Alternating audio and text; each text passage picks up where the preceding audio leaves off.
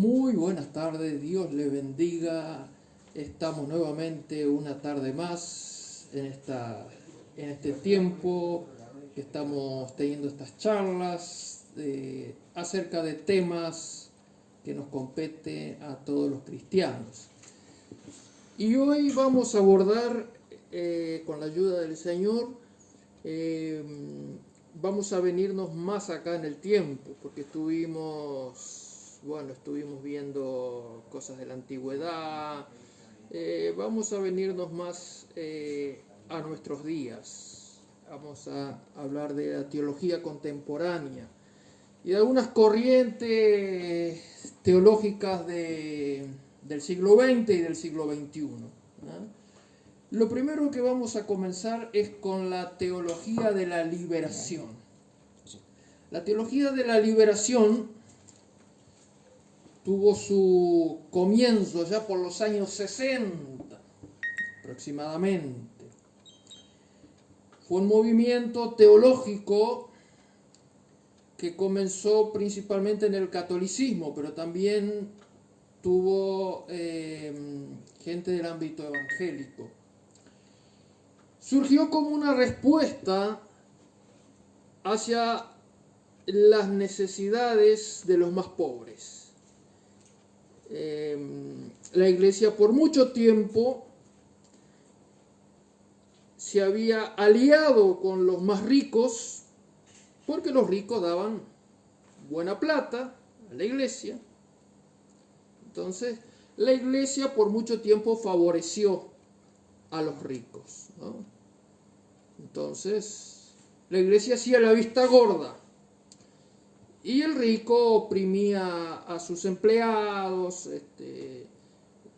no le pagaba, en fin, y se enriquecía cada vez más. Y daba suculentas ofrendas a la Iglesia, y la Iglesia hacía la vista gorda.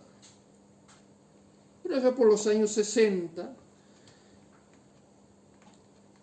un grupo de teólogos se empezó a preocupar por esto.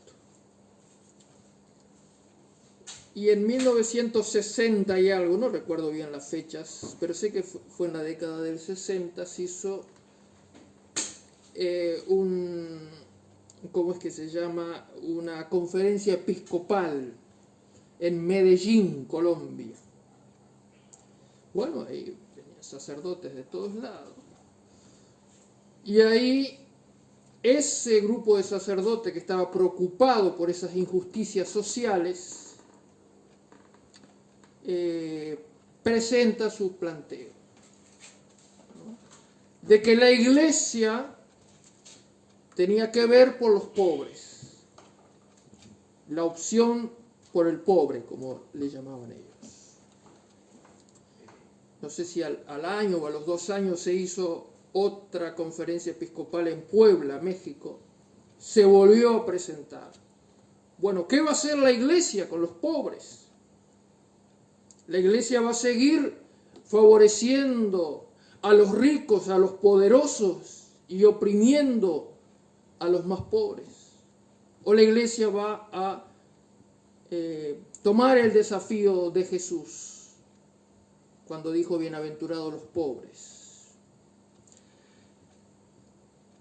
No se olviden que por esa época había una gran efervescencia en América Latina y hay que destacar que la teología de la liberación es la única teología que surge en América Latina. Porque todas las teologías que nosotros tenemos vienen o de Europa o de Estados Unidos. Pero la única que surge en América Latina es la teología de la liberación. Por aquella época estaba toda la efervescencia, porque hacía poco había triunfado la Revolución Cubana. Había triunfado la Revolución Cubana, entonces había toda esa efervescencia. Entonces, muchos sacerdotes y pastores evangélicos habían abrazado esa ideología. Entonces, en Medellín, después en Puebla, se plantea la necesidad de que la Iglesia vea por los más pobres. Después se fue uniendo también gente evangélica.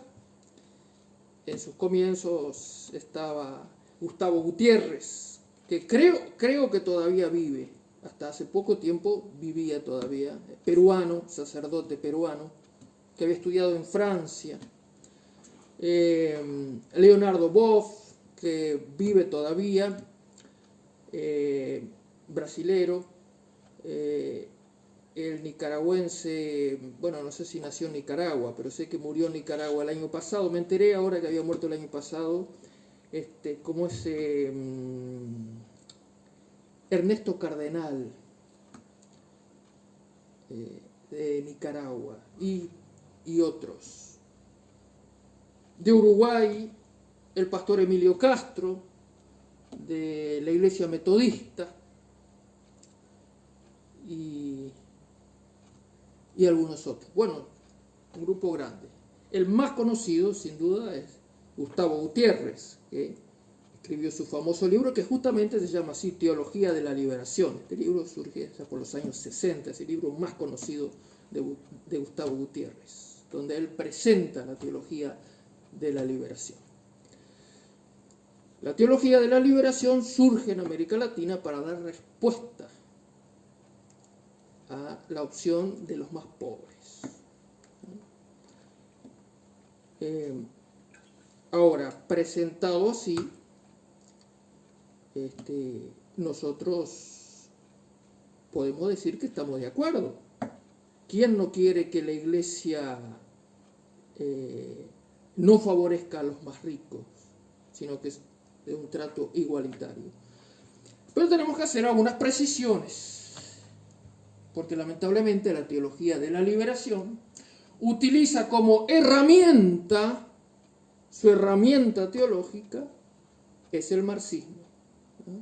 Entonces, por ejemplo, yo he visto entrevistas a Gustavo Gutiérrez. Ustedes ponen en YouTube, ponen ahí Gustavo Gutiérrez, le aparece, pero cantidad de entrevistas a Gustavo Gutiérrez. Bueno, y a otros teólogos de la liberación también.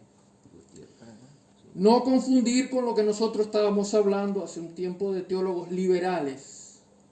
Estos son teólogos de la teología de la liberación, aunque son liberales también. Bueno, en algunas entrevistas a Gustavo Gutiérrez se le ha preguntado, dice, ¿cómo teología de la liberación se adhiere al marxismo? Gustavo Gutiérrez se defiende y dice, lo que pasa es que es una herramienta nada más, es una herramienta. Pero, claro, es una herramienta con la cual nosotros los evangélicos no estamos de acuerdo, porque no estamos de acuerdo con ninguna dictadura, ni de derecha ni de izquierda. Amén. Nosotros, los evangélicos, estamos contra la violencia. No queremos ni una dictadura de izquierda, de Fidel Castro, de lo que sea, ni de derecha, de Pinochet. La dictadura que sea, nosotros la rechazamos, porque no va con los lineamientos cristianos. Entonces, teología de la liberación adopta el marxismo. Dice, la única forma de luchar contra la pobreza es por medio del marxismo. Adopta la ideología marxista. Algunos incluso llegan a tomar las armas. Yo creo que Ernesto Cardenal llegó a tomar las armas, y algunos otros tomaron las armas. Y utiliza como libro de texto de la Biblia el Éxodo, el libro de Éxodo. Entonces dicen, así como Dios sacó al pueblo de Israel Pero no lo sacó solamente de una esclavitud espiritual, dice, lo sacó de una esclavitud física, de un régimen político opresor, dice, un régimen político que los oprimía a los israelitas. Entonces, Teología de la Liberación va a usar primordialmente el libro de Éxodo y también los profetas del Antiguo Testamento, porque los profetas del Antiguo Testamento denunciaban la injusticia social. Principalmente van a usar Amós. Amós es tremendo como denuncia la injusticia social. Dice 2 veces Amós, dice, vendisteis al justo por un par de zapatos. Dice, entonces, Teología de la Liberación toma esos pasajes de denuncia, porque la profecía, no sé si lo hemos dicho acá o no, la profecía de los profetas del Antiguo Testamento, uno cuando habla de profecía por lo general piensa en predicción de lo que va a pasar, pero la mayor porción del ministerio profético era denuncia de lo que estaba sucediendo en ese momento. Entonces, Teología de la Liberación utiliza principalmente el Antiguo Testamento y lo ve a Jesús como un libertador político. Dice, Jesús se opone al régimen opresor romano y muchos dicen, incluso la mayoría, porque la mayoría de los teólogos de la Teología de la Liberación además toman la postura de los teólogos liberales, que nosotros ya lo hemos visto acá hace 3 o 4 clases, los teólogos liberales, que no creen en la inspiración de las Escrituras, no creen en la inerrancia de las Escrituras, no creen en lo sobrenatural, no creen en la resurrección de Cristo. Entonces la mayoría de los teólogos de la liberación dice que, por ejemplo, la resurrección es cuando el pueblo se libera de la opresión de los ricos, ¿no? Y el pueblo llega al poder, entonces eso es la resurrección, ¿eh? Entonces espiritualiza todas esas cosas, ¿no? Alegoriza todo eso, y ve a Jesús, la mayoría de los teólogos de la liberación ven a Jesús como un libertador político. Entonces dicen, así como nosotros habíamos hablado hace unas clases atrás, habíamos hablado de Rudolf Bultmann, no sé si se acuerdan cuando decíamos que Rudolf Bultmann decía que había que quitar todos los mitos del Nuevo Testamento, había que desmitificar la desmitologización del Nuevo Testamento para encontrar al Jesús histórico. Entonces ellos toman el Jesús histórico, no el Cristo que viene a salvar del pecado, sino el Jesús histórico que viene a liberar al hombre de la opresión.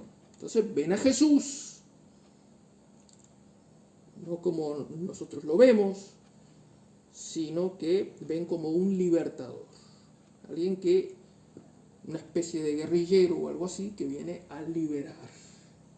Entonces toman esa parte. Entonces muchos dicen, no todos, pero muchos dicen, teólogos de la liberación, dicen que la iglesia, así como decía Bultmann, por ejemplo, que la iglesia fue que le puso toda esa carga mitológica a Jesús, pero Jesús había sido un hombre que vino a liberar y murió por la liberación de su pueblo, ¿no? O sea que la teología de la liberación. Y acá en Uruguay, hubo varios famosos acá, pero más conocido el pastor Emilio Castro, que hasta hace unos años me dijeron que vivía todavía, no sé, ahora creo que ya falleció. Pastor Emilio Castro, pastor de la iglesia metodista que está ahí frente al Gaucho, en Montevideo. Se dice que cierta vez apareció alguien muerto ahí, parece que, porque ahí habían guerrilleros que se entrenaban ahí. Después una vez yo estuve en otra iglesia también, cuando recién me había convertido, y me dijeron, pero no era metodista, era de otra denominación que no voy a decir cuál. Dice, acá en esta iglesia, dice, funcionaba un polígono de tiro, dice, donde los guerrilleros se entrenaban, dice, y el pastor de acá había abrazado la teología de la liberación, Fue muy fuerte, en los años 60 y 70. El pastor Emilio Castro se tuvo que ir del país, exiliado. Yo estuve en un casamiento de una alumna del Instituto Bíblico que se casó, y como tenía muchos invitados, pidieron para hacer la boda en la iglesia metodista ahí en el centro. Yo fui a la boda de ella y había una señora ahí que dice, bueno, dice, estamos a la orden, dice, si precisan algo, dice, estamos a la orden. Entonces yo me arrimé a ella y le pregunté, ¿el pastor Emilio Castro vive todavía? Dice, sí, eso fue hace muchos años, como 10 años. Dice, vive todavía y sigue predicando. Dice, está en Bruselas, vive en Bruselas y sigue predicando. Teólogo de la liberación, ¿no? Teología de la liberación. Entonces, aparte la mayoría de esos teólogos de la liberación actualmente se adhieren, por ejemplo, a la ideología de género, la mayoría de ellos, ¿no? Esa especie de viraje que ha dado la izquierda, ¿no? Ese discurso de los pobres y los ricos como que ha dado un viraje y ahora se apoya abiertamente a la ideología de género. Otra de las cosas que no estamos de acuerdo con teología de la liberación es que, por ejemplo, Gustavo Gutiérrez, que es uno de los más conservadores, Gustavo Gutiérrez dice, porque la mayoría no se preocupa por la salvación de las almas y todo eso, ¿no? Pero Gustavo Gutiérrez todavía mantiene algo de... Entonces Gustavo Gutiérrez dice en su libro Teología de la Liberación, dice, cuando habla de la salvación, dice, la problemática de la noción de salvación ha estado durante mucho tiempo tomada y bloqueada por la cuestión clásicamente llamada la salvación de los infieles, aspecto cuantitativo, extensivo de la salvación. Problema de número de salvados, de posibilidades de salvarse, pero también del papel que corresponde a la Iglesia en ese proceso. Los términos del asunto eran, de un lado, la universalidad de la salvación y del otro, la Iglesia visible como mediadora de ella.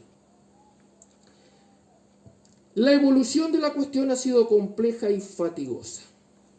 Y ahora llego a lo más polémico. Hoy, esa evolución puede considerarse en cierto modo terminada. La idea de la universalidad de la voluntad salvífica de Dios, claramente enunciada por Pablo en su carta a Timoteo, se ha abierto paso. Ha vencido las dificultades que le presentaban determinadas maneras de entender la misión de la Iglesia. Y ahí, ¿qué está diciendo Gustavo Gutiérrez? Porque mucha gente se enfrentaba a los teólogos de la liberación y le decía, pero la Iglesia está puesta para predicar la salvación del alma.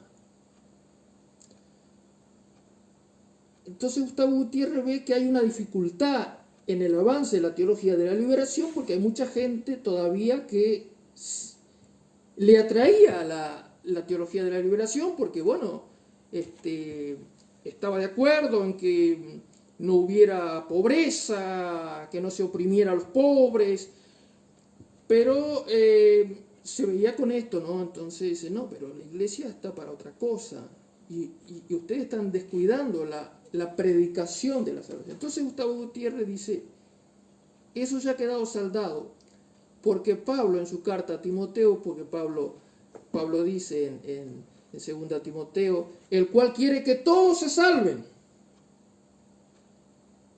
El cual quiere que todos se salven. Entonces Gustavo Gutiérrez dice, bueno, si Pablo dice si Dios quiere que todos se salven, se van a salvar, porque Dios lo que Dios quiere lo hace. Si Él quiere que se salven, se van a salvar todos. Entonces ya no hay necesidad de estar predicando la salvación del alma, porque se van a salvar todos. Lo que se llama en teología la universalidad, o sea que todos van a ser salvos. No hay cuestión de eso de ir al infierno, no. Todos van a ser salvos. Entonces dice Gutiérrez, bueno, dice, ya se ha sacado ese problema. Dice, ya se ha encontrado la solución, porque Dios quiere que todos se salven, dice, así que esa cuestión ya fue saldada. Ahora, dice, la misión de la iglesia es otra. Él habla de la misión de la iglesia. La misión de la iglesia ahora es otra. Por muchos siglos la misión de la iglesia fue predicar la salvación del alma, pero se dejaba de lado el cuerpo. Entonces, dice, el pobre era oprimido, el rico lo oprimía, lo hacía trabajar en sus campos y todo, pero le decía, usted no se haga problema porque usted cuando se muera va a ir al cielo y allá va a descansar, y mientras tanto lo oprimía. Entonces, dice Gustavo Gutiérrez, dice, bueno, Dios quiere que todos se salven, así que ahora quedamos liberados de eso, ahora la misión de la iglesia es otra. Ahora la misión es anunciar el reino de Dios. Entonces, ¿cuál es el reino de Dios para todos los teólogos de la liberación? La justicia social. La justicia social es el reino de Dios. Dice Gustavo Gutiérrez y los teólogos, Leonardo Boff, todo eso, que el reino de Dios se cumple cuando hay justicia social. Cuando el rico no oprime al pobre, cuando no hay injusticia. O sea que nosotros en muchos aspectos podemos estar de acuerdo con la teología de la liberación, porque es cierto que la iglesia por muchos siglos se alió con los más ricos. La iglesia, como los ricos daban buenas ofrendas, entonces la iglesia, hacía la vista gorda, ¿no? Entonces venía el patrón, y el domingo estaba en el culto o en la misa, que daba gusto hasta, pero su vida dejaba mucho que decía, pero se hacía la vista gorda o daba buenas ofrendas. Entonces, en ese sentido podemos estar, lógicamente que estamos de acuerdo. No estamos de acuerdo con la injusticia social, pero no estamos de acuerdo con la forma. Por ejemplo, un movimiento teológico que apoye dictaduras como la de Cuba, Venezuela, no podemos estar de acuerdo. No podemos estar de acuerdo con dictaduras ni de derecha ni de izquierda. La iglesia también, muchos apoyaron dictaduras de derecha también, eso hay que decirlo. Entonces no podemos estar de acuerdo con un movimiento teológico que apoye ni a dictaduras de izquierda ni de derecha. O sea, la teología de la liberación hizo su eclosión en los años 60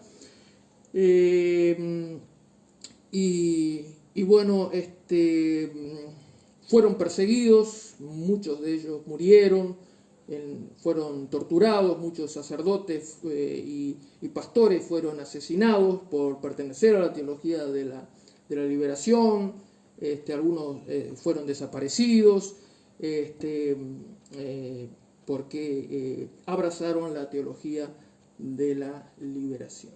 Fue un movimiento muy fuerte y fue el único movimiento teológico que surge en América Latina.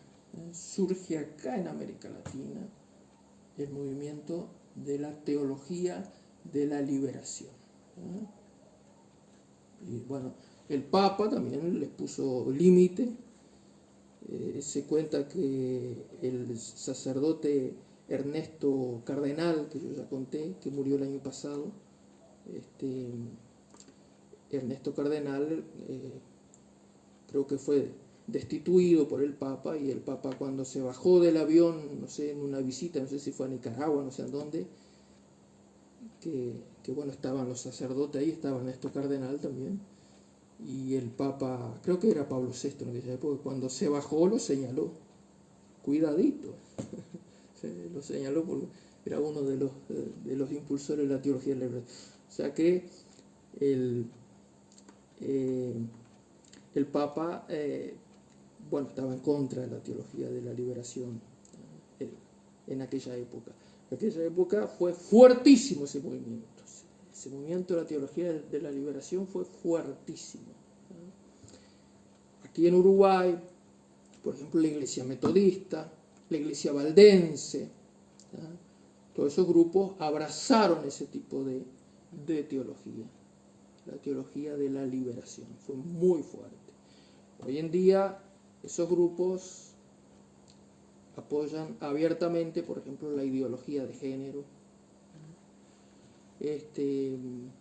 Y bueno, y así a grandes rasgos presenté la teología de la liberación, que es mucho más profundo, pero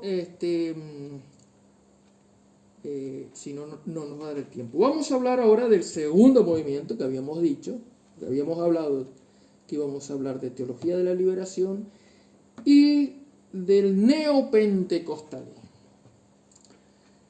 El neopentecostalismo es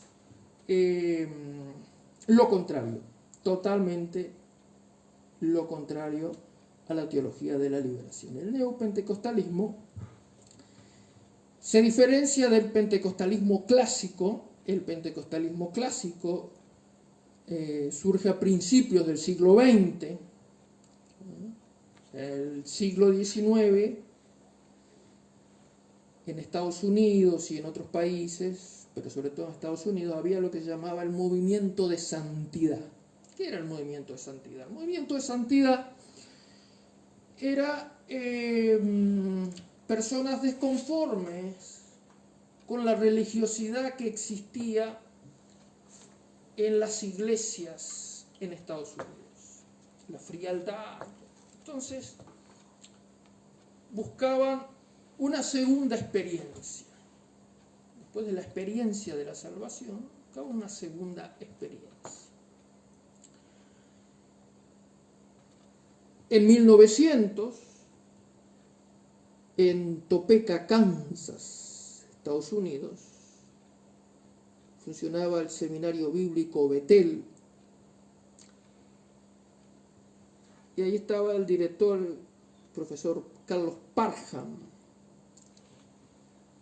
Y Parham tuvo que salir, entonces le dejó una tarea a los alumnos y les dijo, dice, bueno, yo tengo que ausentarme por unos días, pero les dejo una tarea. Ustedes busquen en el libro de Hechos de los Apóstoles cuál es la evidencia inicial y física del bautismo del Espíritu Santo. Pero no lo hizo como hacemos muchos profesores, que dejamos una tarea, pero nosotros sabemos cuál es la respuesta, y después llegamos y corregimos a ver si hizo bien. No, Parham no sabía. O sea, dejó un trabajo de investigación.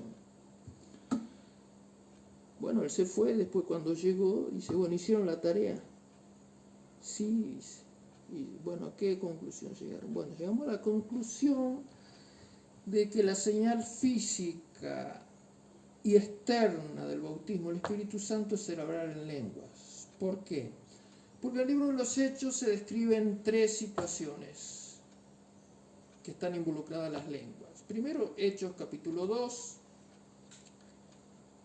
pasaje conocido por todos nosotros cuando desciende el Espíritu Santo. Y ahí en ese pasaje hubo lenguas de fuego repartidas sobre cada uno de ellos, hubo como un estruendo y no sé, varios fenómenos, y hablaron en lenguas. Después, el segundo evento fue en Hechos capítulo 10, en la casa de Cornelio. Y ahí dice que estaba predicando Pedro y de repente, dice, nos quedamos atónitos, dice, porque los vimos que hablaban en lengua como nosotros. Pero sin embargo ahí no estuvo el estruendo, no estuvo... Esos otros fenómenos no se volvieron a repetir, pero sí se repitió las lenguas. Y después en Hechos creo que 19, cuando Pablo encuentra a aquellos discípulos en Éfeso y le preguntó, dice, ¿habéis recibido el Espíritu Santo? Dice, ni siquiera sabemos que hay Espíritu Santo. Entonces Pablo les habló, les explicó, puso sus manos sobre ellos y dice que hablaron en lengua. Y dice, en los tres casos, los otros fenómenos no se repitieron, pero sí en los tres casos hablaron en lenguas. Entonces la señal física es hablar en lengua. Muy bien, dijo Parham. Y dice, pero profesor, no solamente creemos eso porque lo hemos investigado, sino también porque el Espíritu Santo ha descendido sobre este seminario en estos días y el seminario está prendido fuego y todos hablando en lenguas. Así que había una muchacha que se llamaba Agnes, no recuerdo el apellido, que hacía no sé cuántos días que estaba hablando en lengua y no podía parar de hablar en lenguas. Y eso todos los historiadores lo marcan como el comienzo del pentecostalismo del siglo XX, el pentecostalismo clásico. Después, en la calle Azusa, Seymour comienza a predicar en un local abandonado que está ahí, no sé si en una barraca, no sé, cuestión muy, muy pobre, y él alquila ahí.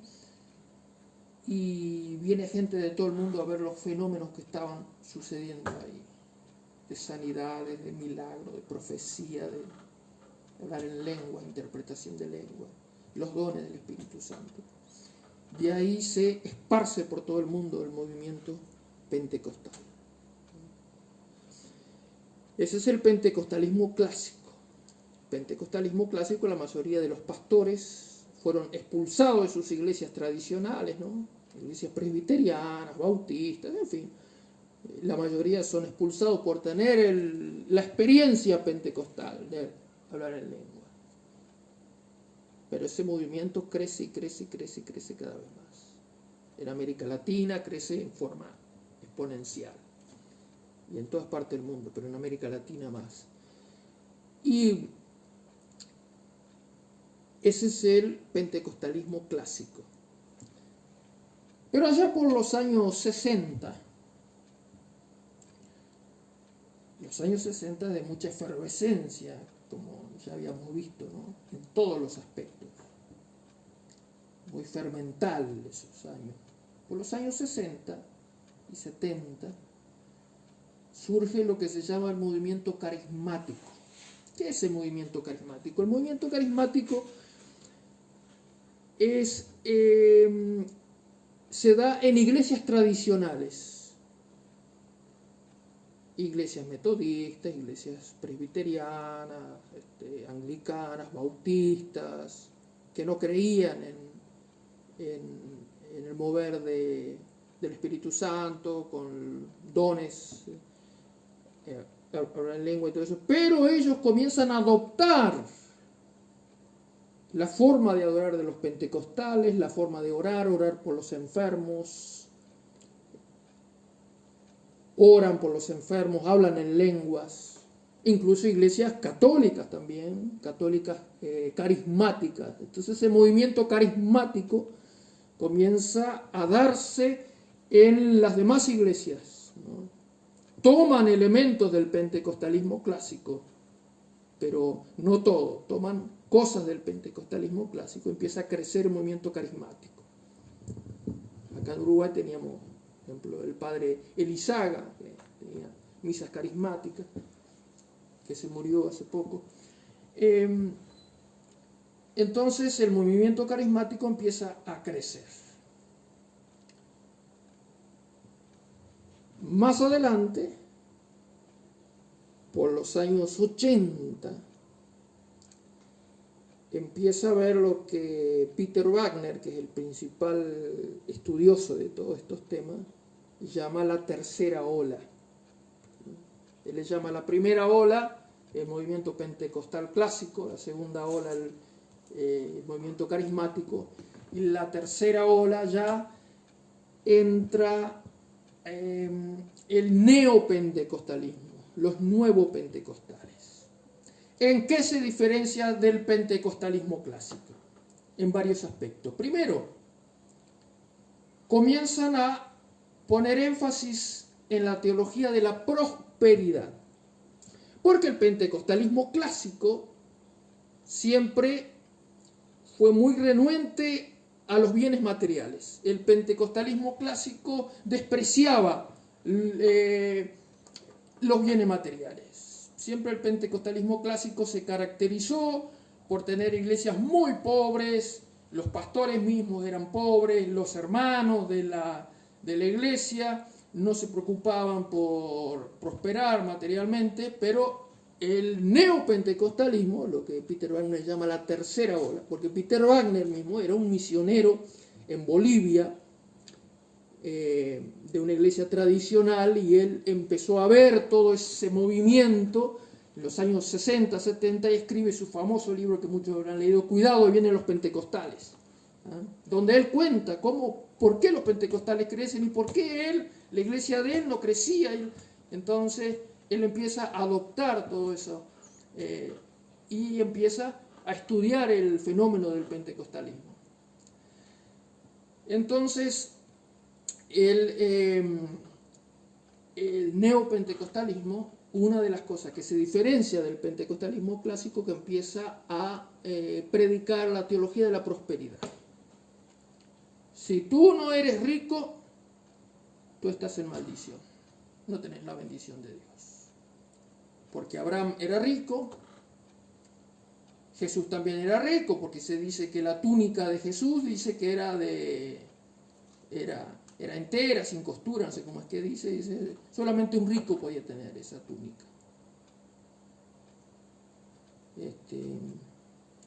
Cuando entró a Jerusalén, subió en un pollino que nadie se había subido, por lo cual un pastor que se precie de que tener la bendición de Dios no puede andar en un auto usado, tiene que andar en un auto nuevo, 0 kilómetros. Es la teología de la prosperidad. Se diferencia del pentecostalismo clásico. Otra de las cosas también que pone énfasis el neopentecostalismo es la guerra espiritual. Ahora, la guerra espiritual no era desconocida para el pentecostalismo clásico, porque ni para ningún cristiano, porque la Biblia mismo dice, nosotros estamos en guerra, Efesios 6, no tenemos lucha contra sangre y carne, pero siempre el pentecostalismo clásico lo enfrentó con ayuno y oración, pero el neopentecostalismo ahora empieza a poner elementos extraños para hacer la guerra espiritual. Por ejemplo, hacen la cartografía espiritual, dice que hay espíritus territoriales,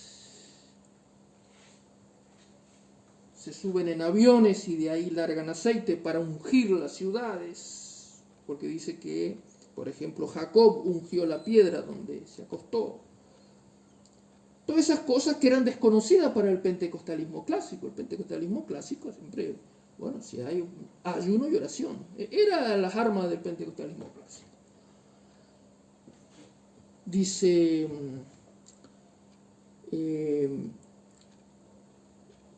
ahora con la profecía, que siempre el pentecostalismo clásico habló de la profecía, ahora se está hablando de una palabra rema. Eso de la palabra rema viene de Paul Yonggi-Cho, aquel libro famoso que le escribió La Cuarta Dimensión, y Paul Yonggi-Cho fue el que introdujo eso de la palabra rema. Me acuerdo que yo leí cuando recién me convertí la palabra rema, y andaba con todas esas cosas también, que decía que la palabra rema es una palabra específica para tu vida, no sé qué.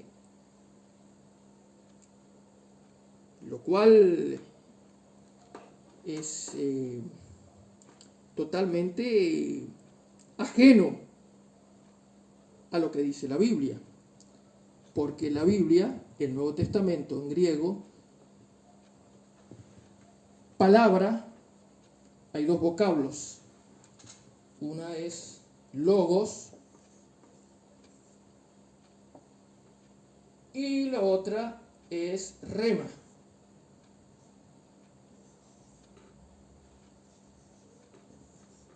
Rema. Son los dos vocablos para palabra. Estos dos quiere decir lo mismo, palabra. Cosa, asunto, declaración. ¿No? Los dos. No hay ninguna diferencia. Bolchón Guichot introdujo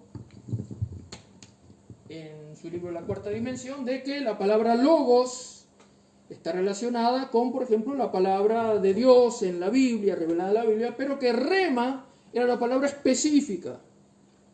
Por ejemplo, yo te digo a ti, tú tienes que ir a hacer tal cosa, no sé qué. Esa es la palabra rema para tu vida. Sin embargo, estas dos palabras aparecen indistintamente en el Nuevo Testamento. A veces aparece logos, a veces aparece rema. Yo traje anotado algunos versículos. Mateo 8:8, cuando dice, di la palabra y mi criado sanará.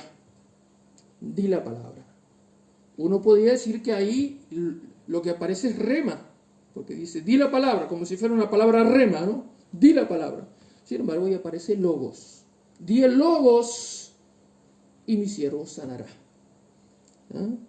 Después Marcos 7:29,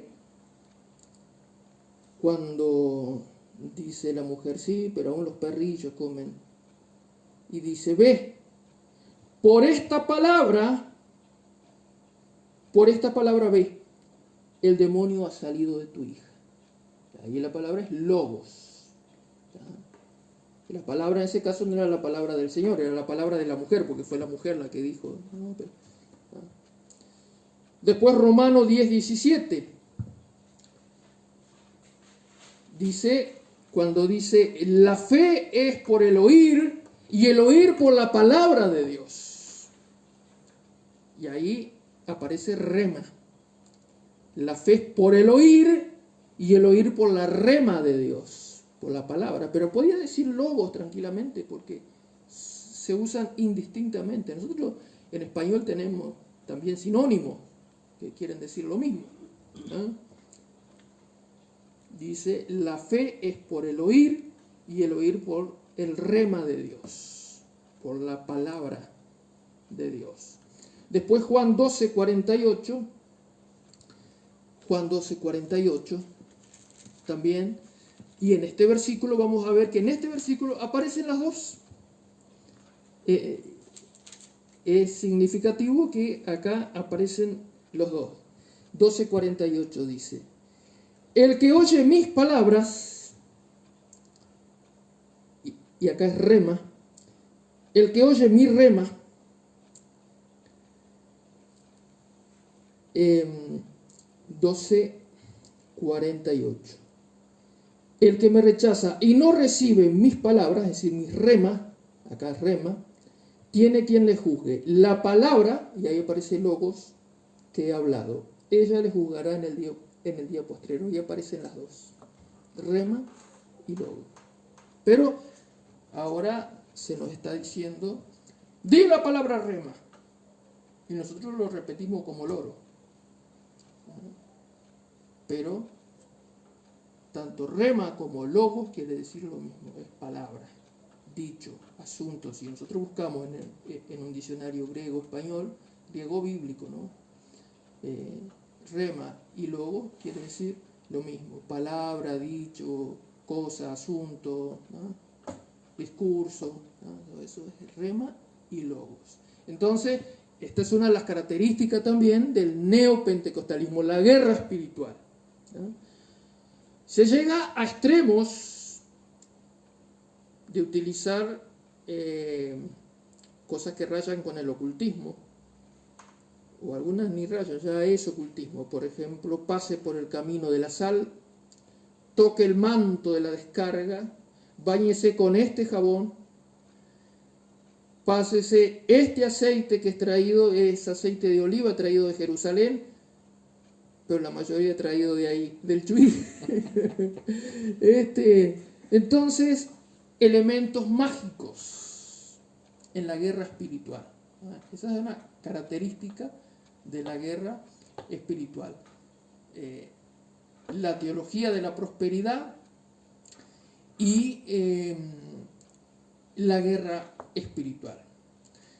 Hoy ha corrido el tiempo y tenemos que cortar acá, pero después vamos a seguir, Dios mediante, si el Señor nos permite, el miércoles que viene, hablando sobre, por ejemplo, que esto desemboca, por ejemplo, en el apostolado y todo eso, y vamos a seguir profundizando un poco más sobre esto. Así que el Señor les bendiga y Dios mediante nos vemos el próximo miércoles.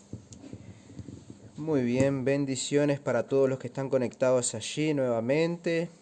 Antes que nada, bueno, como suelo pedirles que estén compartiendo, a su vez son de gran bendición para otras personas también. Y quería también contarles que mañana jueves estará Héctor Teseira a las 18 horas compartiendo un mensaje, compartiendo la palabra de Dios. Mañana jueves a las 18 horas vamos a estar en vivo con palabra de Dios. Dios les bendiga mucho. Sábado. Y el sábado, Mauricio Llovera. Mauricio Llovera. El sábado es Mauricio Llovera, me están diciendo por acá atrás de cámara también. El sábado a las 18 horas Mauricio Llovera también estará predicando en vivo. Acuérdense en que estamos saliendo en vivo por las redes sociales, por el Facebook, Pastor Julio Tomasino, y por YouTube, Julio Tomasino, y también por YouTube. ¿Cuál es su página, Pastor? Hugo del Paisito. Hugo del Paisito también. Allí pueden encontrar estos estudios y más